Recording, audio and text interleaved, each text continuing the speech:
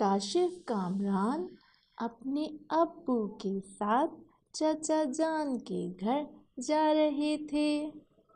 راستے میں چھوٹا سا چائے کا ہوٹل تھا۔ کامران نے کہا، ابو مجھے بھوک لگ رہی ہے۔ ابو بولے، اچھا چلو آج تمہیں کرمو بابا کے ہوٹل کی مزیدار چائے پلاتے ہیں۔ پھر وہ لوگ اندر آئے۔ وہاں پر ایک میز پر 4 کرسیاں رکھی ہوئی تھیں۔ وہ لوگ ان پر بیٹھ گئے۔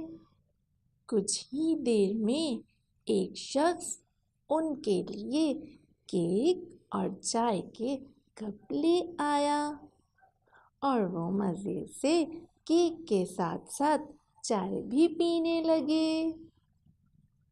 ان لوگوں سے ذرا فاصلے پر دوسری میز پر کرمو بابا کے ہاتھ میں ایک کیتلی تھی۔ سامنے کیک اور کچھ کپ بھی رکھے ہوئے تھے۔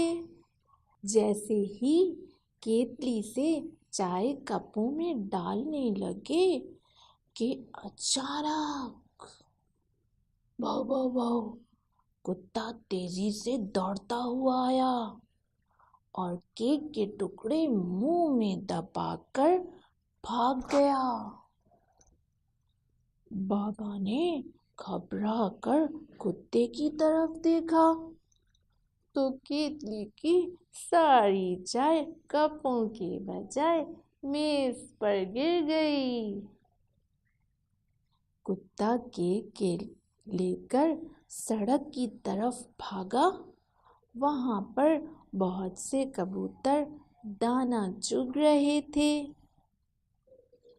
کتے کو کیک کھاتا دیکھ کر کبوتر بولے، وٹر ہوں ہم بھی کیک کھائیں گے، وٹر ہوں ہم بھی کیک کھائیں گے۔